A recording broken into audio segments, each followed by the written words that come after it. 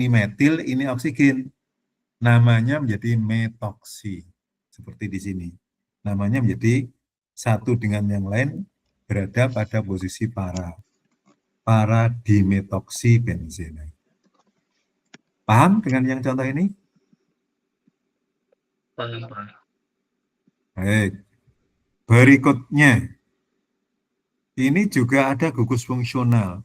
Pada sikloheksena ini ada gugus fungsionalnya. Sehingga eter ini bertindak sebagai substituen.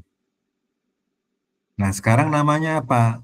Karena gugus ini adalah tersier butil sebetulnya, dengan adanya oksi, dia menjadi namanya tersier butoksi. Tersier butoksi. Jadi ini adalah tersier dari butil, kemudian ada oksigen menjadi tersier butoksi. Terikat pada atom C nomor 4. Kenapa nomor 4? Karena bahwa gugus fungsional ini lebih dominan. 1, 2, 3, 4. Jadi induknya adalah sikloheksena. 1 sikloheksena. Oke, sekarang bagaimana eter bisa dibuat? Eter bisa dibuat yang pertama melalui reaksi dehidrasi alkohol, tetapi alkoholnya dibuat berlebih. Karena kalau dehidrasi saja itu akan kita hasilkan senyawa alkena. Tetapi kalau alkoholnya dibuat berlebih, maka bisa diperoleh eter atau dietil eter. Contohnya di sini etanol, ketika diasamkan dengan asam sulfat misalkan, maka seperti yang sudah-sudah bahwa O ini akan mengambil proton dari asam itu, dari katalisnya, sehingga melepaskan anionnya, akan melepaskan SO4 2 minusnya, HSO4 2 minus, HSO4 minusnya di sini, karena yang diambil hanya satu. Kemudian ini adalah menjadi living group yang bagus setelah dia berubah menjadi bermuatan positif, jadi mudah dilepaskan. Akibatnya karbon ini menjadi muatan positif. Ketika ketemu dengan alkohol molekul yang kedua, maka lone pair ini akan menyerang karbon yang bermuatan positif itu. Dan karena tadi ini dilepaskan air, maka air yang lepas itu akan mengambil hidrogen yang ini ketika diikatkan pada karbon yang bermuatan positif, ini jadi bermuatan positif. Dan muatan positif itu akan mudah untuk diambil oleh OH2, sehingga nanti akan diperoleh H3O plus kembali, dan di sini menjadi diperoleh ether. Ini. Jadi pertama bisa dilakukan dengan cara reaksi dehidrasi alkohol, tetapi alkoholnya dibuat berlebih karena 2 mol yang direaksikan. Yang kedua adalah dengan reaksi Williamson. Melalui reaksi Williamson. Dikatakan bahwa reaksi Williamson ini adalah reaksi pembuatan ether yang paling baik, yaitu dengan mereaksikan logam alkoksida dengan alkil halida primer. Kita lihat, ini adalah satu alkohol. Bagaimana untuk menghasilkan alkoksida? Alkoksida tadi adalah alkil dan ada oksigennya. Maka direaksikan dengan basa yang sangat kuat. NaH ini adalah basa yang sangat kuat. Ya, basa yang sangat kuat. Dari basa yang sangat kuat ini akan mengambil hidrogennya, sehingga diperolehlah ion alkoksida. Yaitu ini oksigen, ini adalah sikloheksil. Kalau mau memberi nama, ini kan nama umum ini, ion alkoksida. Kalau mau memberi nama ini yang menjadi apa kira-kira? Ini sikloheksil dengan adanya oksigen jadi Siklop yang awalnya jadi siklopentoksi, Pak. siklopentoksi. Ya. Kemudian tadi kan direaksikan dengan alkil halida primer. Ini adalah halida primer. Metil iodida ini adalah alkil halida primer. Ini akan mengambil karbon yang bermuatan positif dan ini akan dilepaskan. Sehingga nanti hasil sampingnya adalah NaI. Dan produk yang terbentuk adalah ether. Dalam reaksi ini disebutkan persen yield-nya sebesar 74%. Ini cara yang kedua yang dikatakan reaksi yang paling baik untuk menghasilkan ether melalui reaksi Williamson. Yang ketiga, ether itu juga bisa dibuat menggunakan katalis perak oksida. Perak oksida dalam hal ini adalah Ag2O. Ya, perak oksida. Katalis dia. Direaksikan dengan alkil halida. Membentuk ether dalam satu tahap reaksi. Kalau pada contoh Williamson tadi 2 tahap reaksi. Ya, membentuk anion alkoksi dulu, baru direaksikan dengan alkil halida. Kalau di sini langsung, ya, ini langsung akan menyerang salah satu OH, ya. OH yang mana? Yaitu OH yang ada pada atom C nomor 6. Kalau kita hitung ini adalah atom C nomor 6 pada glukosa. Karena ngitungnya dari sini. 1, 2, 3, 4, 5, 6. Jadi pada CH2OH ini bukan OH yang lain, tetapi pada CH2OH. Ini akan bereaksi dengan Ag dulu, kemudian CH3 akan langsung diserang oleh CH3 yang bermuatan positif langsung diserang oleh O dari CH2O ini. Sehingga terbentuk ether. Kalau ini namanya adalah alfa-D-glukosa, gula ini, nama dari ini adalah alfa-D-glukosa pentametil ether. Pentametil ether. Ini tampak ya, metilnya akan masuk ke dalam seluruh OH ini ya. Jadi semua OH-nya akan dioksidasi langsung dari Ag2O.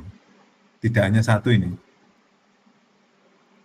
Jadi semuanya. Karena ada 6, 1, 2, 3, 4, 5, sorry. 1, 2, 3, 4, 5. 5 metil yang membentuk ether semua, maka di sini pentametil ether.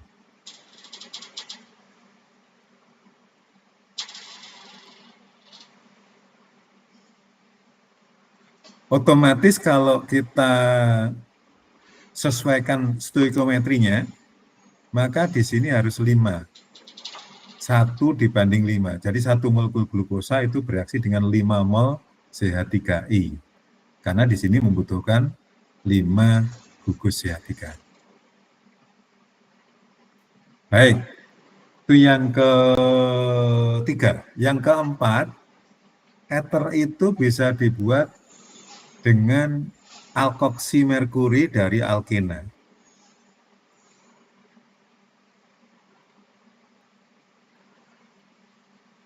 Merkurinya itu dalam bentuk merkuri astat atau dalam bentuk trifluoroastat. Merkuri astat atau trifluoro ini. Kalau yang ini adalah trifluoroastat. Kalau yang merkuri astat berarti sini CH3CO2. Ya. Kalau yang merkuri astat di sini CH3CO2. Nah, ini yang Anda lihat adalah ikatan rangkap. Senyawa ini kalau masuk di dalam senyawa aromatik kita sebut dengan stirena. Ya, kemarin sudah kita bahas ini.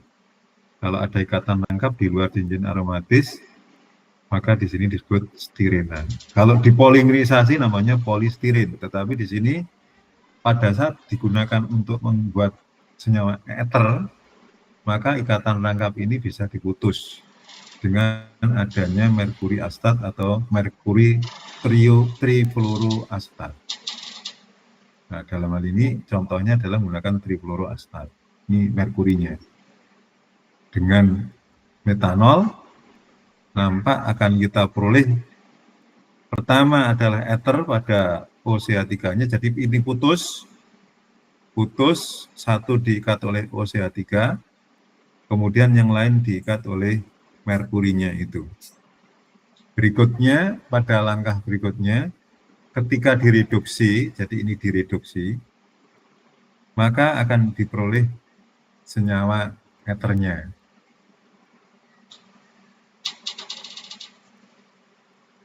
Nah ini, direduksi berarti ketambahan hidrogen. Jadi pada karbonnya ini mengambil hidrogen dari reduktor NaBH4 ini.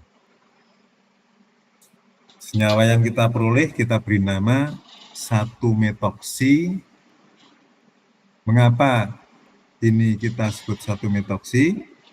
Karena ini adalah terikat pada atom C pertama dari substituen yang terikat pada gugus fenil ini. Jadi di sini induknya kalau kita sebut ini adalah etana ya, karena fenil pun juga sebagai substituen ini. Jadi ada 1-metoksi terikat pada atom C pertama, fenil pun juga terikat pada atom C pertama, dan induknya ini adalah etana. Namanya menjadi 1-metoksi, 1-fenil etana.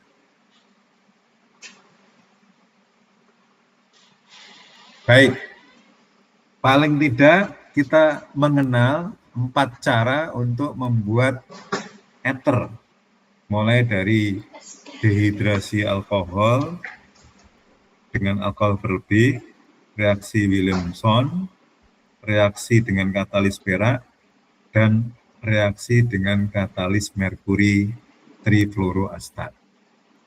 Sekarang reaksi-reaksi ethernya.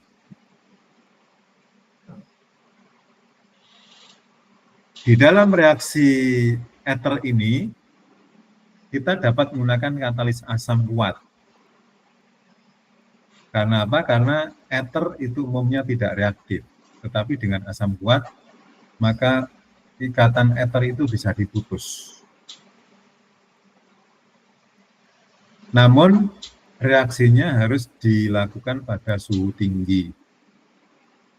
Ya. Reaksi dengan HI atau HBr akan bisa menghasilkan alkilalida. Ini ether yang tadi kita sebut etil fenil ether, direaksikan dengan HBr, direflux artinya dipanaskan ini, dipanaskan berulang-ulang, maka ikatan ether ini akan putus. Yang kanan akan mengikat Br, yang kiri mengikat hidrogen. Jadi diperoleh fenol plus alkilalida. Contoh yang lain yaitu ini ether, namanya etil isopropil ether. Ketika direaksikan dengan asam iodida, maka akan kita peroleh yang kiri adalah alkohol, yang kanan adalah alkilalida. Persis seperti yang di atas tadi. Satu dalam bentuk hasil OH, kalau ini karena mengikat aromatik, namanya fenol, kalau di sini adalah mengikat alkil, namanya adalah alkohol. Produk yang lain itu adalah alkilalida. Yang kedua, selain dengan asam pada suhu yang sangat tinggi bisa diputus ikatan ether, ternyata ether itu juga bisa mengalami reaksi penataan ulang. Untuk gambaran ini, untuk penataan ulang Claisen ini berlaku khusus, terutama adalah untuk ether yang berasal dari alil dan aril. Ya, alil itu adalah yang punya ikatan rangkap, aril itu adalah yang punya aromatik. Bagaimana cara membuat senyawa ini? Cara membuatnya pertama adalah fenol, direaksikan dengan basa kuat natrium hidrida dalam pelarut THF, maka akan diperoleh garam natrium fenoliknya. Setelah itu direaksikan dengan Nama senyawa ini apa? Masih ingat di alkena tadi yang sudah saya sebut? Ini adalah gugus alil.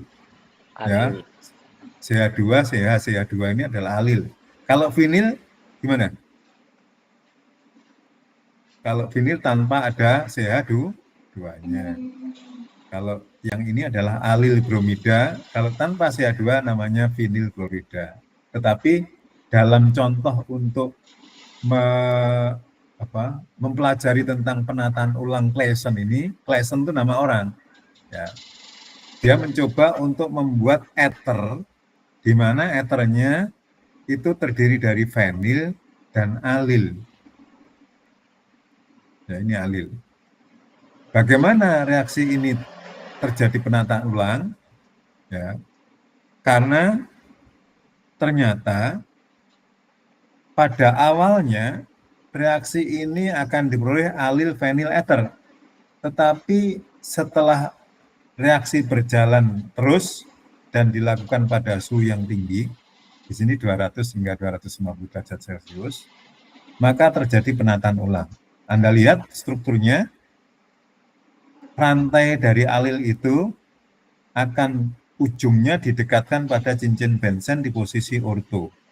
Dan setelah di posisi orto, maka dia bisa berpindah. Yang semula terikat pada gugus fenoliknya, sekarang alil ini terikat pada cincin benzen.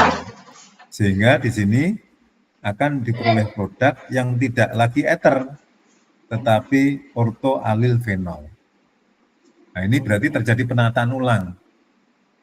Ya. Ether ini mengalami penataan ulang, yaitu semula terikat pada fenol, kemudian alilnya mengalami penataan ulang dan bisa terikat pada posisi orto. Bagaimana mekanisme reaksi ini bisa terjadi? Saya kira... Pak, izin interupsi, Pak. Ya, apa? Untuk share screen-nya nggak ada, Pak. Tuh, kok nggak ada? Tiba-tiba nggak ada, Pak. Loh. Sejak tadi atau baru ini? Barusan kok, Pak.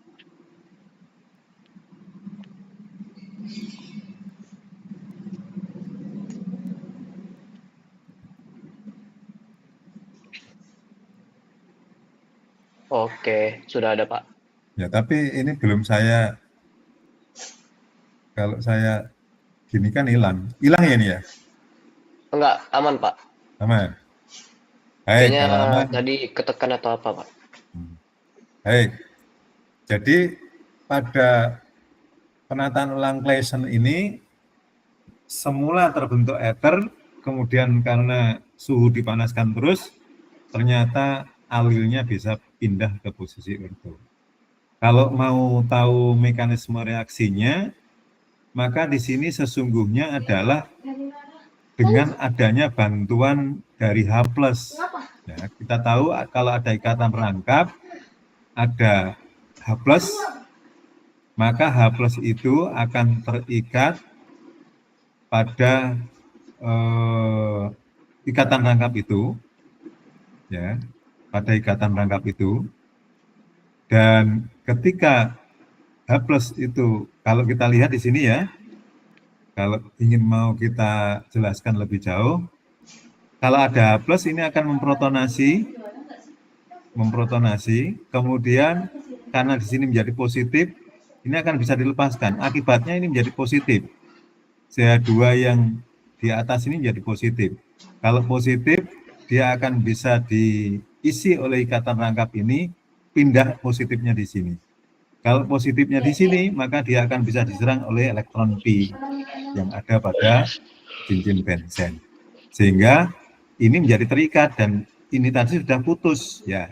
Jadi di sini melalui pembentukan karbokation di ujung sini, kemudian terjadi resonansi, di sini menjadi positif, positif ini menjadi semacam substitusi elektrofilik pada penataan ulangnya ini.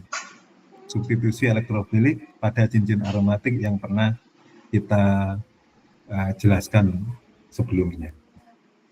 Paham ya? Oke, Pak. Baik, kita lanjut.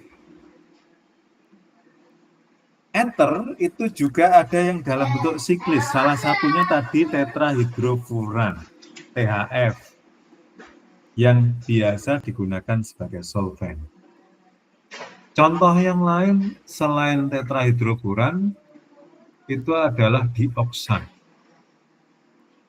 yaitu ether ada dua, yang keduanya bisa bentuk siklis semacam ini. Dikenal sebagai 1,4 dioksan. Untuk menempatkan 1 dan 4 itu ngitungnya adalah ini 1, ini 2, ini 3, ini 4. Nah, menjadi 1,4. Jadi terbentuknya siklis ini seakan-akan terjadinya ether yang semula terbuka, kemudian ketambahan oksigen menjadi 1,4 dioksan. Kedua ini adalah ether siklis yang dikenal sebagai epoksida.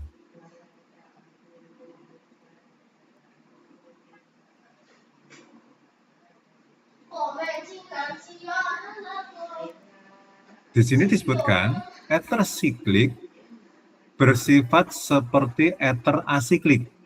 Nah, tadi ether asiklik itu ya tidak membentuk siklis semacam ini. Yang tadi kita kenal misalkan dietil ether, dimetil ether, atau etil metil ether, itu adalah ether asiklik. Nah, sifat-sifat dari THF maupun 1,4 dioksan ini sama dengan ether asiklik. Karena dia bukan beranggotakan 3. Oke. Nah, kalau beranggotakan 3, maka tidak bersifat seperti asiklik. Ini yang epoksida yang atau ether yang beranggotakan 3, ini berarti tidak bersifat seperti dioksan maupun THF. Senyawa ini dikenal sebagai oksiran. Ya, ini adalah oksiran. Dan ini mudah sekali untuk terbuka siklisnya. Karena sudut regangnya sangat tinggi sekali.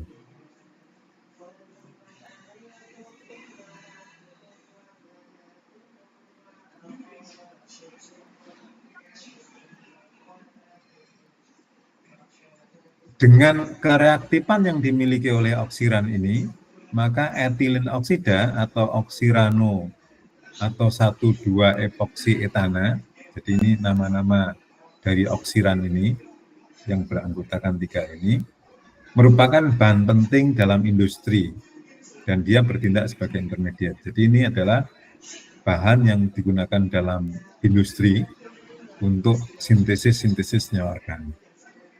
Bagaimana cara membuat etilin dioksida atau oksiran ini? Dibuat dengan mereaksikan etilin, ini adalah etilin, direaksikan dengan oksigen pada suhu yang sangat tinggi, yaitu suhunya 300 derajat Celcius dengan reagen atau katalis peroksida. Ini cara membuat oksiran. Pembuatan epoksida yang lain. Ya, pembuatan epoksida yang lain. Pertama, itu bisa menggunakan asam peroksida. Jika kita punya alkena seperti ini, contohnya sikloheptena, ini adalah asam proksinya. Ya, asam proksi. Asam proksi itu adalah asam yang mengandung 2 oksigen semacam ini. Ini sangat rentan sekali untuk menghasilkan radikal. Nah, ketika direaksikan dengan asam peroksi ini akan putus menghasilkan OH dalam bentuk radikal. Radikal ini akan menyerang ikatan rangkap ini. Dan ketika diserang oleh ikatan rangkap ini, maka akan diperoleh senyawa epoksida. Ini mirip dengan oksiran tadi, tetapi di sini ada siklis yang beranggotakan 7. Kalau siklis beranggotakan 3 ini adalah siklis yang sifatnya sama dengan oksiran. Karena dia beranggotakan 3, maka mudah untuk dibuka cincinnya. Yang kedua, epoksida itu bisa dibuat dari halohidrin. Halohidrin. Halo itu halogen, ya. Hidrin itu adalah hidrat, berarti halogen yang dilarutkan di dalam air. Maka yang kita peroleh yang pertama kali adalah seperti reaksi adisi apa ini? Tahap 1 ini. Ini pernah kita bahas, tetapi mungkin tidak dalam bentuk sikloheksana. Reaksi apa ini? Adisi elektrofilik, Pak. Adisi pada alkena. Oh, adisi alkena. Ya, adisi pada alkena.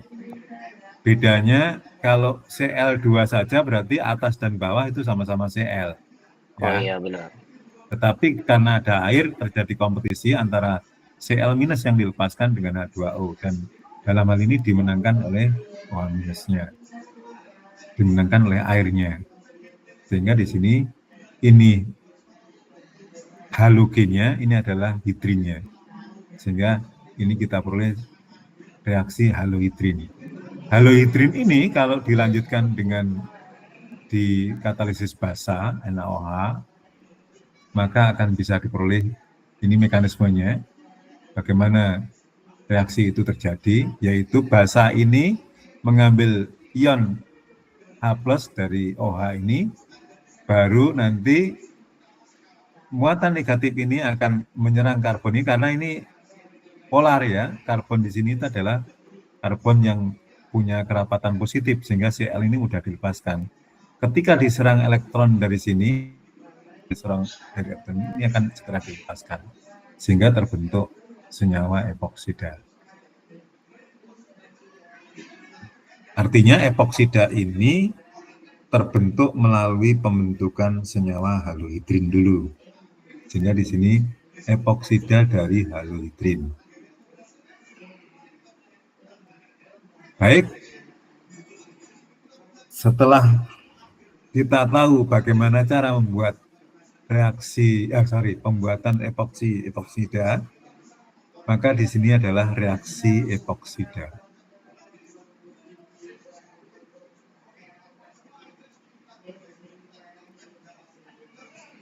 Ketika epoksida terbentuk, kalau direaksikan dengan asam-asam halogen, bisa HF, bisa HBr, bisa HCl, atau bisa HI, maka akan terbentuk senyawa halohidrin.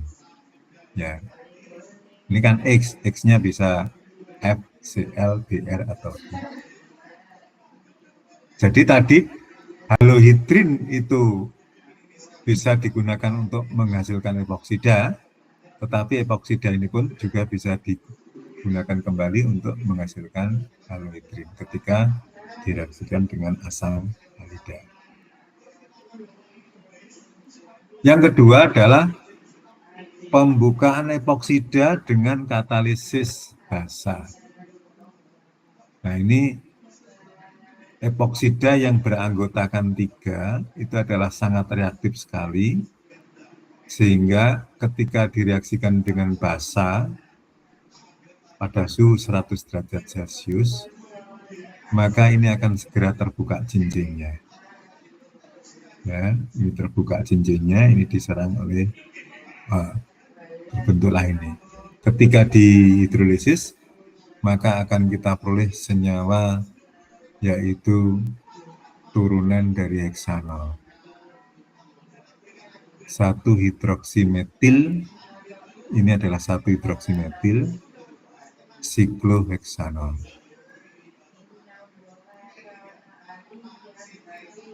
Yang kedua, epoksi itu bisa direaksikan dengan reagen Grignard.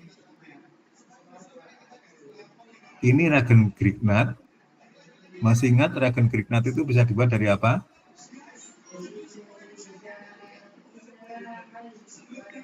MgX, Pak.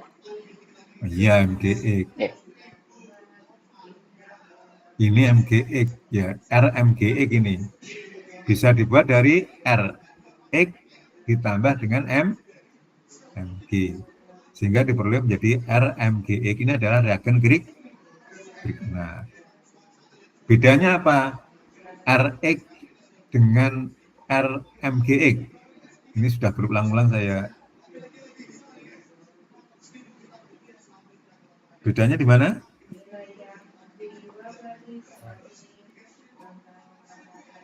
Yaitu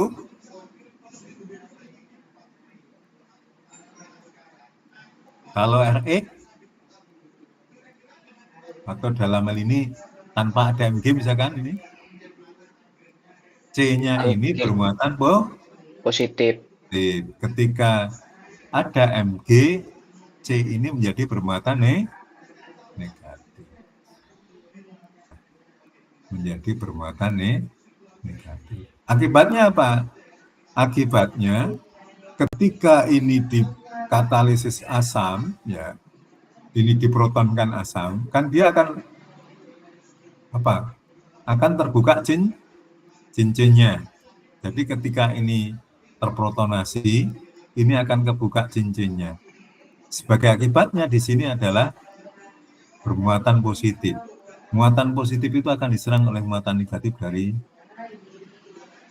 reagen Grignard ini. Sehingga kita peroleh semula rantai karbonnya itu 4 menjadi rantai karbonnya sebanyak 5. Ujungnya itu mengandung O. Sehingga ketika ini asam itu berlebih, maka akan peroleh alkohol. Jadi ini dalam rangka untuk menghasilkan alkohol yang rantainya lebih panjang. Ya, reagen Grignard itu bisa digunakan untuk memperoleh alkohol dengan rantai karbon yang lebih panjang. Tergantung dari R-nya ini berapa. Apakah 4 seperti ini? Apakah 5, apakah 6, dan seterusnya. Baik, ini PPT yang terakhir. Yang kita sebut dengan Crown ether. Ini sangat populer sekali, istilah Crown ether itu. Apa itu Crown ether atau yang disebut ether mahkota? Yaitu cincin besar yang terdiri dari unit berulang dalam bentuk OCH2, CH2. Cara memberikan namanya ini adalah dengan cara menyebut X Crown Y. X-nya adalah jumlah total atom dalam cincin, Y-nya adalah jumlah atom oksigennya. X, sekali lagi, jumlah total atom dalam cincin, Y-nya adalah jumlah atom oksigen. Contoh ether yang disebut dengan ether 18 Crown 6. Ini adalah X-nya, ini adalah Y-nya. Berarti jumlah atomnya yang membentuk siklis itu sebanyak 18. Sementara jumlah oksigennya adalah sebanyak 6. Kalau kita gambarkan struktur ether 18 Crown 6 itu mempunyai struktur seperti ini. Anda hitung, O-nya adalah ada 6. Kemudian seluruh cincin ini tersusun oleh 18 atom. O-nya dihitung kembali. Kalau kita hitung misalkan 1, 2, 3, 4, 5, 6, 7, 8, 9, 10, 11, 12, 13, 14, 15, 16, 17, 18. Bisa ya? Karena nanti akan banyak ether X Crown Y. Nah, nanti macamnya banyak ini. Tergantung dari berapa jumlah atomnya yang untuk siklis ini dan berapa jumlah oksigennya. Dan struktur ini adalah struktur ether siklis. yang kita sebut dengan ether mahkota atau yang bahasa aslinya adalah crown ether. Apa fungsi kalau diilustrasikan dengan visualisasi gambar yang lain, strukturnya adalah seperti ini. Apa fungsinya dari crown ether ini? Di sini disebutkan crown ether atau ether mahkota adalah polyether makrosiklis, jadi karena dia adalah siklis yang beranggotakan banyak, sehingga disebut makrosiklis, yang berfungsi sebagai agen pengompleks kation logam, seperti Li positif, Na positif, K plus yang sangat selektif. Jadi, kalau kita punya struktur crown ether ini, kemudian kita misalkan kita masukkan ke dalam cairan, di mana cairan itu mengandung logam-logam tertentu, mungkin logamnya tidak hanya logam alkali seperti ini, tetapi logam ada Mg, ada Ag, ada Au gitu. Maka yang akan terikat di dalam siklis itu hanya LiNaK ini. Ya. Dia akan terikat lebih kuat ke dalam crown ether ini dibandingkan dengan logam-logam yang lain. Sehingga ini bisa digunakan untuk mengekstrak. Crown ether itu bisa untuk mengekstrak logam dan bersifat selektif. Oke, saya kira habis untuk ether, berarti materi ether sudah kita selesaikan. Kita nanti tinggal terakhir yaitu asam karboksilat. Ada pertanyaan? Tidak ada, Pak. Tidak ada ya. Dan tolong case method yang kedua itu segera dikerjakan, dan itu terkait dengan aldehid dan keton. Dan kita libur, Anda mulai kapan?